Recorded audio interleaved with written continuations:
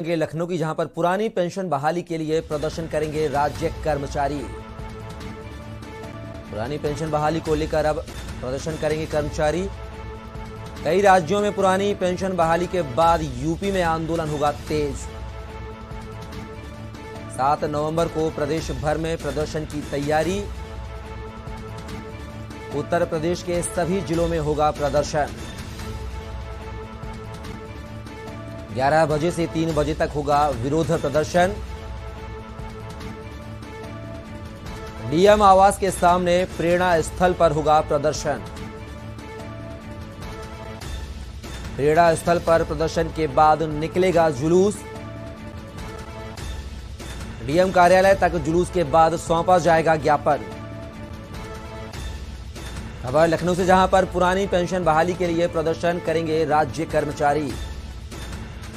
कई राज्यों में पुरानी पेंशन बहाली के बाद भी यूपी में आंदोलन होगा तेज। 7 नवंबर को प्रदेश भर में प्रदर्शन की तैयारी। उत्तर प्रदेश के सभी जिलों में होगा प्रदर्शन। 11 बजे से 3 बजे तक होगा विरोध प्रदर्शन। डीएम आवास के सामने। इस खबर पर हमारे से लखनऊ संवाददाता अवनीश कुमार हमारे साथ जुड़ गए हैं। अवनीश, राज्य सरकार के कर्मचारी अब 7 नवंबर को बड़ी तैयारी करने की फिराक में है पुरानी पेंशन बहाली को लेकर, क्या कुछ मजा अपडेट? जी बिल्कुल, देखिए ऐसे कई राज्य हैं जहां पे पुरानी पेंशन बहाली की मांग तेज हो चुकी है और उसी को लेकर उत्तर प्रदेश में भी अब पुरानी पेंशन बहाली की मांग तेज होने जा रही है। आंदोलन की पूरी रणनीति तैयार हो चुकी है।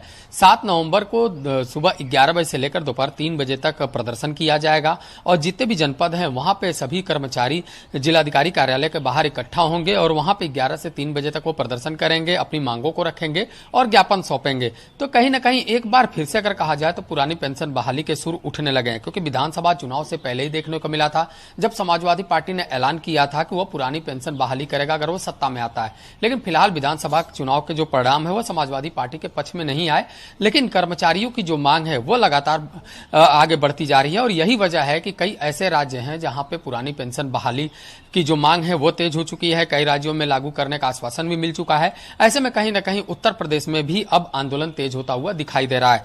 तो 7 नवंबर के दिन जब आंदोलन होगा तब देखना होगा कि आखिर जो राज्य कर्मचारी संघ के नेता हैं वो किस तरीके की रणनीति बनाए हैं और पुरानी पेंशन बहाली को लेकर उत्तर प्रदेश से कितने कर्मचारी इस आंदोलन में शामिल होते हैं और उनकी क्या कुछ प्रमुख मांगे होती हैं। अवनीश, अगर बात की जाए तो राज्य कर्मचारी जो हैं, क्या उन्होंने एक आध बार क्या आपने शिक्षा विभाग के अधिकारी या मंत्री से मुलाकात करने की कोशिश नहीं की है जो इस तरह के आंदोलन की चेतावनी दी जा रही है? जी बिल्कुल, देखिए पुरानी पेंशन बहाली को लेकर लंबे समय से आंदोलन चल रहा है। तमाम जो कर्मचारी संगठन है उन्होंने एक मंच भी बनाया और इससे पहले भी देखने को मिला था जब लखनऊ में एक बड़ा प्रदर्शन किया गया था। धरने में बड़ी संख्या में कर्मचारी मौजूद थे। हर जनपद में ये आंदोलन देखने को मिला था और जितने भी विभाग है वहां के जो कर्मचारी हैं उन्होंने प्रमुखता से इस मांग को रखा। हालांकि सरकार ने उस समय जब आंदोलन तेज हुआ था तब आश्वासन दिया था, लेकिन वह आश्वासन अधूरा साबित हुआ और यही वजह है कि लगातार अलग अलग संगठनों के नेता एक मंच पर आते हैं और सरकार से अपील करते हैं। बार बार अपील करने के बाद जब दूसरे राज्य में इसका एक सकारात्मक रूप देखने को मिला, उसके बाद यह तय हुआ कि उत्तर प्रदेश में भी अब आंदोलन को धार देनी चाहिए और यही वजह है कि 7 तारीख को बड़ा आंदोलन होगा। 11 बजे से 3 बजे तक सभी जिला अधिकारी कार्यालय के बाहर इकट्ठा होंगे, वहां पे वो प्रदर्शन करेंगे और ज्ञापन सौंपेंगे और एक बार पुरानी पेंशन बहाली को लेकर फिर से सरकार के सामने अपनी आवाज को उठाएंगे। अवनीश, अगर बात की जाए प्रदेश में आगामी कुछ समय बाद निकाय चुनाव भी हैं, 2024 में लोकसभा का चुनाव भी है, तो क्या माना जाए जो राज्य के कर्मचारी हैं वह सरकार सत्ता पक्ष पर यह दबाव बनाने का प्रयास है ताकि चुनाव नजदीक है इसलिए फैसला कर्मचारियों के हित में हो, इस तरीके की कवायद भी की जा रही क्या? जी बिल्कुल, देखिए राज्य सरकार भी जानती है कि बड़ी संख्या में जो राज्य कर्मचारी हैं वो लगातार पुरानी पेंशन बहाली को मांग कर रहे हैं। ऐसे में सामने निकाय चुनाव है, उसके बाद लोकसभा चुनाव है, दोनों चुनाव काफी अहम माने जाते हैं। तो ऐसे में अगर राज्य के कर्मचारी जो है नाराज होंगे तो कहीं ना कहीं इसका परिणाम जो है वो उल्टा हो सकता है। लेकिन इससे पहले भी देखने को मिली थी, जब एक तस्वीर आई थी कि विधानसभा चुनाव से पहले पुरानी पेंशन बहाली की मांग की गई थी, जिसमें समाजवादी पार्टी ने उसको भुनाने का भी काम किया था, लेकिन जो परिणाम रहा वो परिणाम भारतीय जनता पार्टी के पक्ष में रहा।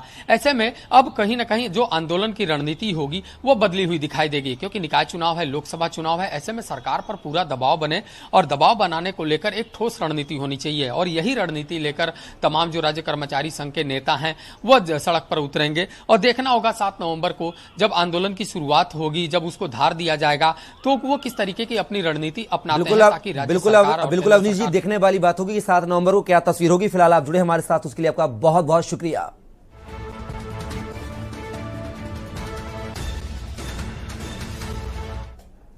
फिलहाल